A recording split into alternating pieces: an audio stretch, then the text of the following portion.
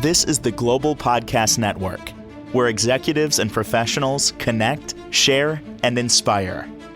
Stay tuned for the conversations that drive success.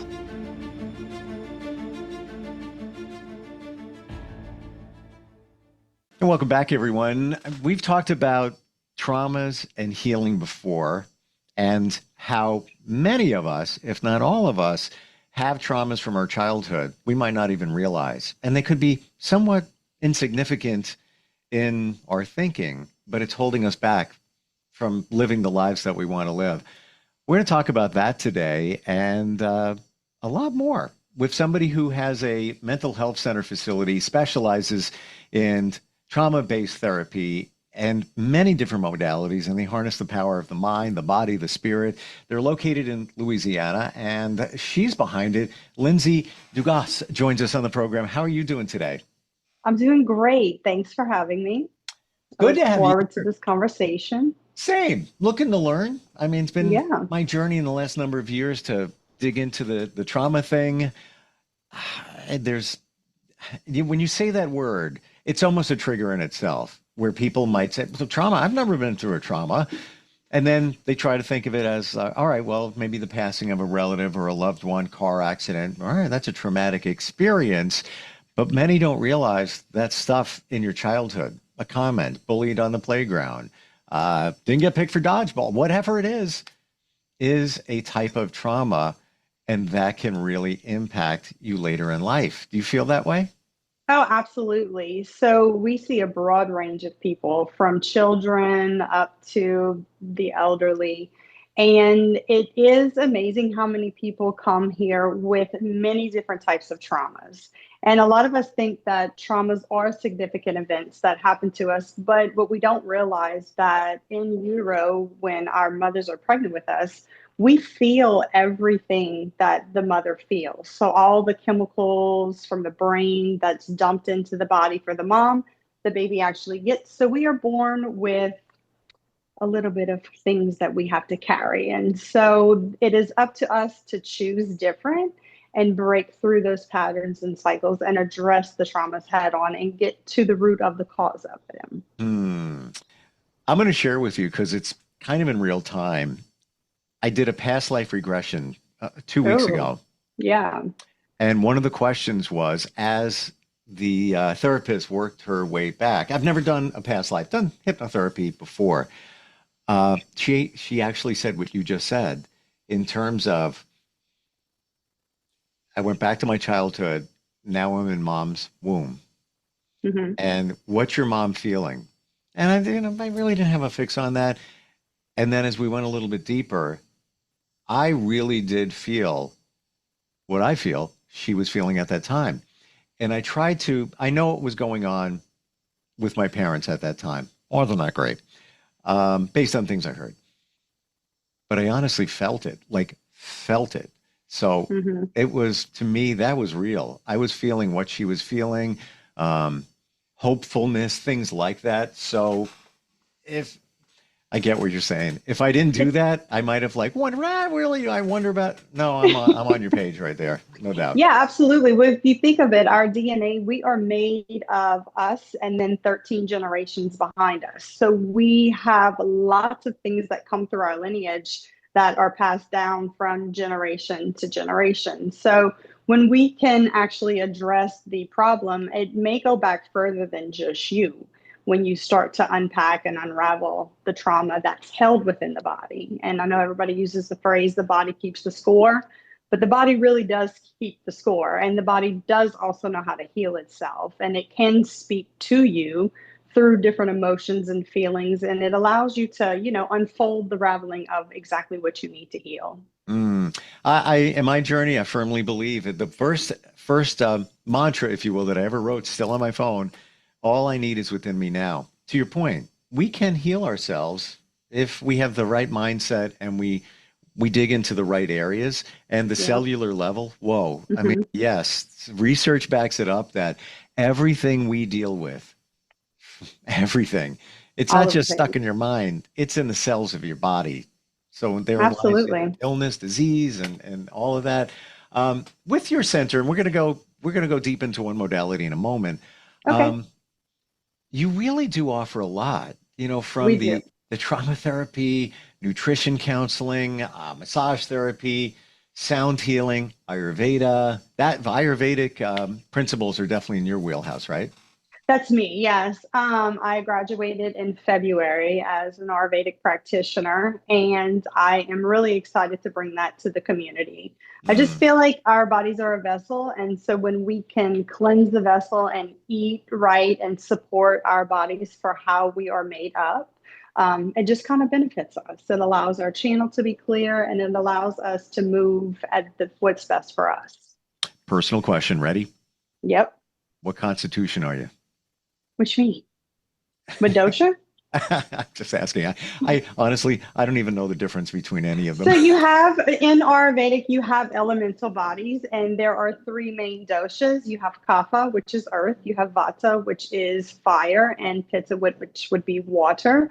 I'm actually a balance of all three, which is not very common, but I'm not very common, so I'm okay with Wow. Did that it. surprise you when you No, figured that out? No? Okay, mm-mm, cool. Hmm. no, Well, that I think that's a testament to you being at the point in this life where you know you. yeah. I It was no just follow surprise. where my intuition leads me and where my heart guides me. And, it never steers me wrong. We're gonna have fun on these I podcasts. think so. I think so. Intuition. This is Hmm.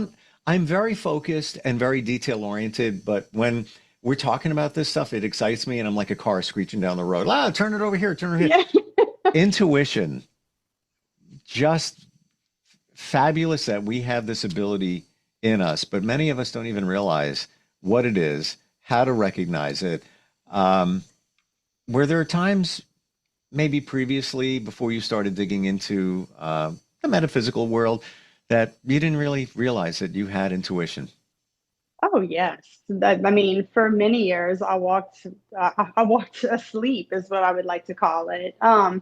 But once my intuition kind of came on broadcast for me, and I really learned to lean into it and truly listen to my intuition and allow that to kind of guide and navigate my lifestyle, who I am, and my practice, things just started unfolding.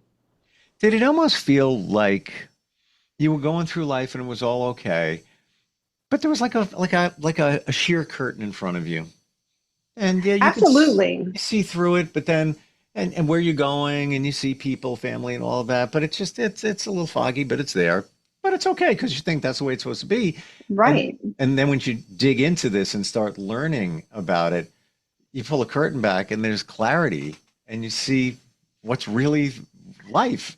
Clarity is such an amazing thing. And, that's really, if you can aim for clarity, the rest will kind of reveal itself when you are ready, not when you think you're ready, but when you are truly ready. So that phrase, when the student is ready, the teacher shows up. Absolutely. I've always believed in that. And somebody literally said today, earlier this morning to me, that the the teacher was always there. It was always there in front of you. It just you weren't at the point to accept it. It wasn't that, yeah, somebody walked in the room. I'm here to show you everything that you need. I'm speaking, figuratively here, Yeah. but it was always there. We just didn't see it, I guess, because of that curtain, that sheer curtain You're in front of just us. not ready to receive the information sometimes. Like Yeah. you can hear things and read things, and sometimes you can read the same book 10 times. And each time you go back to that book, you have a new set of eyes. And so you grab something different from it. So, yeah, Mm. I always like to say the teacher is within us, and we are forever students because we are always evolving and always learning. And listen to your inner teacher, call upon your inner teacher, your intuition to navigate and guide your life. And when you listen and you learn to lean into that, it'll never steer you wrong. How do you know when your intuition is knocking on your door? What do you feel? Oh, all kind of things. It's just an inner knowing that I have, and I always ask for clarity. And a big part of my teachings and practicing is discernment, whether it is right for me and wrong for me. So I'll try some things on and just like, play around with it and see if it works for me. And I pretty much instantly know if it's for me and if it's not. And if it's not, we let it go. And if so, we kind of lean in on it and practice it and learn it a little bit more. Tell me about your journey. What got you here? Where did it all begin? So my journey, I was working in corporate America and really my job became my identity. And so I decided that was no longer fitting for me. So I literally parked my car and decided to stop doing what I did before and went soul searching. My husband was like, "Well, what are you going to do now?" And I was like, "I am going soul searching because I literally felt like I had lost myself." And so I just started unpacking who I was. I quit trying to escape life and I faced everything head on and allowed it to just truly unfold. And I let my path, my heart kind of lead my path to where I am today. But people would ask me, why didn't I want to be a yoga teacher? And it was because I wanted to be a student. I enjoyed just taking yoga classes. And that's how my journey has began here is through yoga and teaching yoga. But man, it has been a fun and wild ride and it just keeps getting better and better. During that time where you parked your car, hmm did you question yourself, like, what am I doing? Yeah, many Yeah. times. Many times. And look, still to this day, like I will decide to try something new. And just recently, I ventured out into something else. And before I decided to do this somatic writing, I was in a space of like, oh, this is really out of my comfort zone. I am not a writer. I do love to write, in my free time, but I just kept being pushed to and pushed and pushed. And so I came out with this program and put it out there. And right before I was really leaning into doubting, and I was doubting myself, I was doubting the ability, it was out of my comfort zone. And so I was like, you know what? You're just going to push through. Growth doesn't come from comfort. It's one of my favorite phrases. And so after the first session in the series, it was phenomenal. And so I literally sat with that and I asked myself, why do we doubt? If something is going to be so great for us, why do we have this self doubt? Why do we let this negative talk sometimes override us and we give up on things?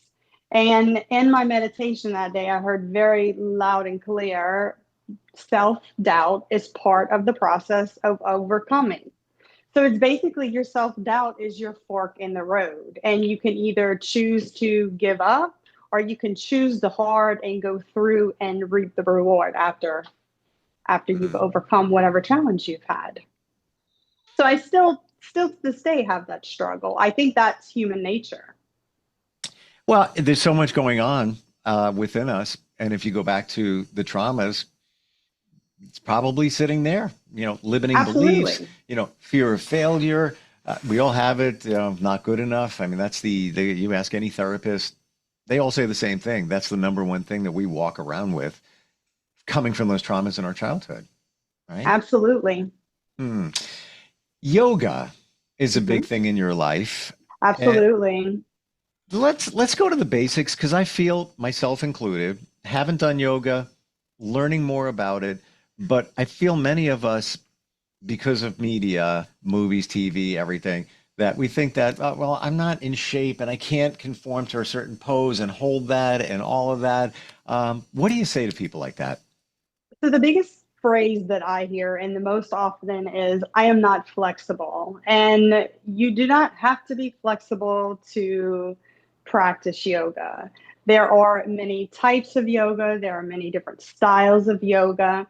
So the hardest part is actually just showing up for yourself, is walking into that classroom because we have all these expectations of what yoga, we think yoga looks like, whether it's something you've seen on social media or on TV.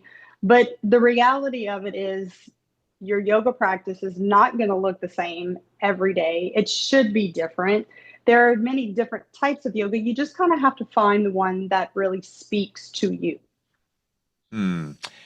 Why does it work? Why does it work? It quiets the mind. It makes you sit with yourself.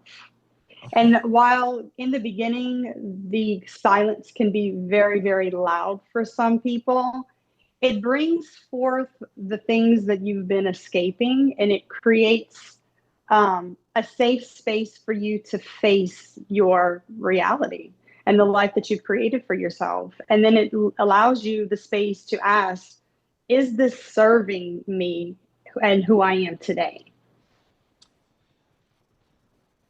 I try to figure this out with Okay. the meditation part, which I Mm-hmm. totally get, quieting the mind. I look forward to laying in bed and not even Mm-hmm. sleeping. Like first thing in the morning, it's like, oh, beautiful in the morning. Yeah, I'm not getting out of bed. And I just sit there and I think, call it I meditate. Sometimes in the evening, I'm just like, I like the quiet, I like the chill. So I get the value in that. And Mm-hmm. things that come clear. Like even a couple of weeks ago, I have never done this before.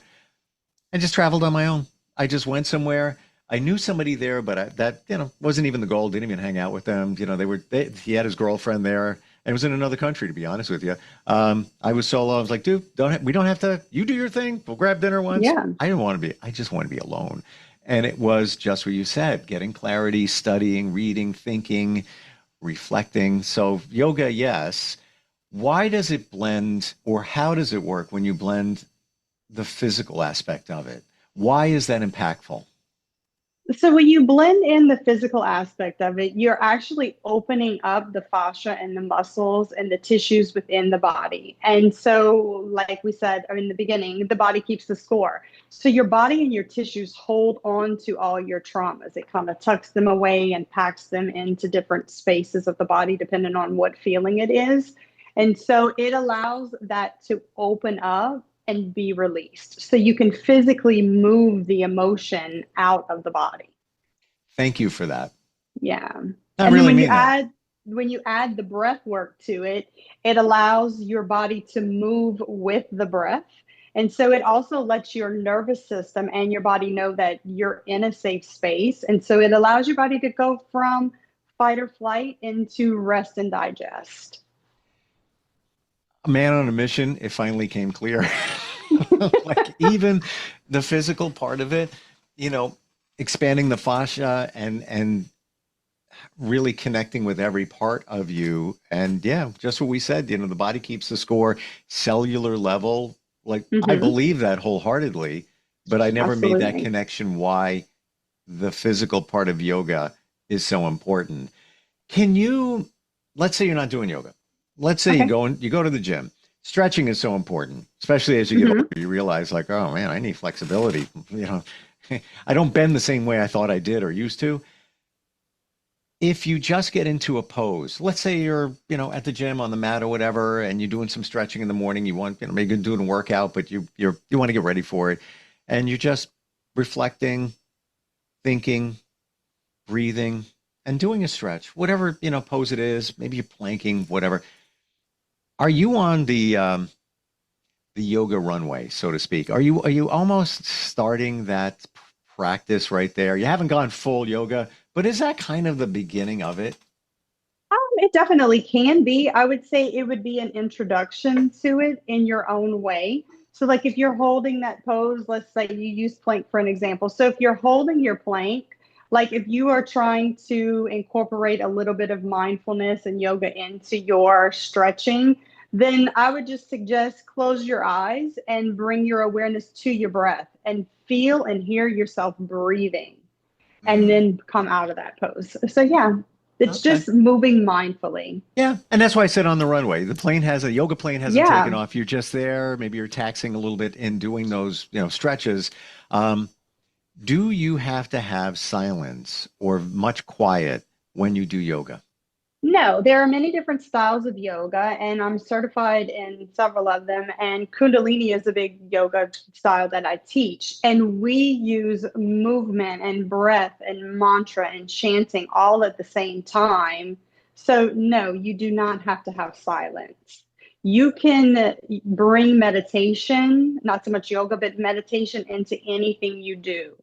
So you can wash dishes and meditate at the same time. You Oh can yeah. garden and meditate at the same time. So yoga is a form of meditation with movement in it. So no, you don't need to have the quiet and you don't need to have this complete stillness. You can still get the benefits from the yoga practice while moving and creating noise. I love how you're deep, but you make it easy to understand. Yeah, It's kind of your you superpower gotta there. talk. Yeah. I mean, you have Hmm. to talk where everybody understands. Yeah. Um, you said the word mantra. Hmm. What do you live by now? Maybe that could be a moving target, but what if you had to pick a mantra that fits you at this point in time, maybe defines your life, maybe defines your journey? What would it be? So I wake up every morning and I've been having this in my practice for quite some time now, but I find it works for me. And it is show me how good it gets. It is very simple. It is very easy to wake up. But when you start telling yourself every day and you speak to your subconscious to show you how good it gets, your mind starts looking for the greatness in your life. I mean, it's very easy for us to validate the negative mind. And so when we're stuck in a negative mindset, it's very easy to find those things to connect to. But when you wake up in the morning and you every day say to yourself, show me how good it gets, that's magic. Just wrote it down. It's perfect. Try it out. Going to share it with others. Not even kidding. And it almost reminds me, I have a vision board right up here. And this was somebody suggested these words. I got a couple of different, one of them is it is done, meaning if you manifest that, you got to believe it. It's already happened. It's already happened. Mm-hmm. Bring it to you. But the connection to show me how good it gets, I believe would be, here's the things that I feel I deserve and want in my life. Two words, or better. Or better, Or yes. I better. have a good friend of mine. She uses that all the time, the or better, I'll take what you got, or better. right? Give me some more of that or better. Or better. Yeah. The good stuff, though. Don't get Mm-hmm. but then Right. again, I guess if you look at it, if